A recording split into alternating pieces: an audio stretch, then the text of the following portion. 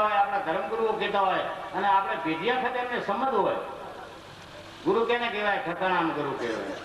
પણ વાંચી હેઠતા ગુરુ ના કરાય, ફેર મરી જાય ક્યાં ગોતવા? એને ખબર ન હોય.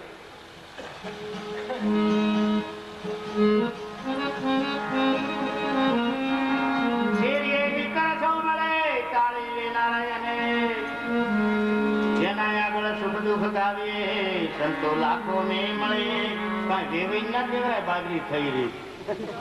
આપડે કોઈના આગળ રોવું હોય તો તમારે કેના આગળ રોંગવું આવે? સાચો મિત્ર હોય, સાચું સગું હોય, એના માથે આપણે રોગવું આવે. બીજા કોઈ આગળ રોગવું આવે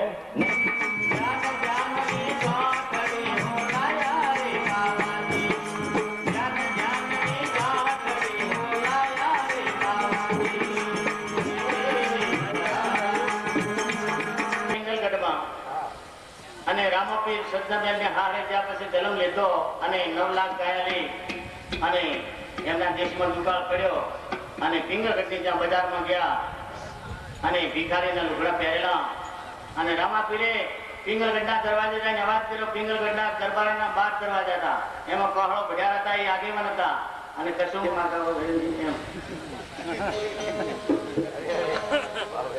રામાપીરે દરવાજાને હાકોડો કર્યો. સમૃદ્ધિઓ ડાવળ આડો હો સમૃદ્ધિયાની વાત કરી રામાપીરે કે મારા કાળા ભટાને મેવાઈને કહેજે કે તારો રામાપીર હગો આવ્યો છે તે કઈ આસન બીજું કરે, મારું મન વધારે કઈ વાત કરે. કઈ નહીં આવ્યો કે મારે કઈ જોઈતું નથી. આપણને એક માર્ગદર્શન મળે છે. આપણી જાગરી ખરાબ રસ્તે વપરાતી નથી, સારે રસ્તે વપરાય. અને મોટા માણસ, સારા માણસો એ પણ આપણું બેઠક કરે છે. અમે તો બાપથી ક્યાં બોલાવે, તમે નોના પણ તમારો કર્મ સુધારો તો બાપથી જોડે ગયા. એવું પાત્ર બનવું પડે તો જોડે બી થઈ જાય. નથી થતું એવું નહીં. મીરાબાઈએ કીધું કે સમરણ છે ને એ સમજથી બધું મોટું છે. રાણાને કીધું જાતિ પર જાતિને કોઈ ભગવાનના દરબારમાં છે નહીં. જાતિવાદ દોત કથાની વાત આપણા પાસે છે. જગતમાં કોઈ બધું કે છે મારું છે, પણ જગતમાં કઈ આપણું છે નહીં.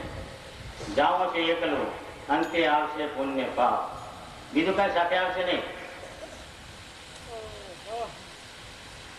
ગરદણીએ મને વાત કરી દાઢીવાળાની ઇન્દ્રાએ લાજ કાઢી. મેં કહ્યું વડા પડતો છો કેમ લાજ કાઢો? કે દાઢીવાળા મારા હા આવ્યા. દાઢીવાળાનું એટલું માન હતું. એસટીમાં ઘણા ભાઈઓ બેઠા, એક ભાઈ લાજ કોઈની ના કાઢી. એક પછી ફાળિયા વાળો દાઢી વાળો આદમી ચડ્યો ને એટલે લાજ કાઢી. ઓલા ભાઈએ પૂછ્યું કે તમારે જેઠ થાય કે ના? એ હવે આદમી ભાઈ જ ચડ્યા છે કે અમે તમે કે શાક મારતી નો ફાતર ગયા. બોલો કેટલું મેણું. હો નું એક દર્શન આલું. હાલો હાલો ભાઈ ભાઈ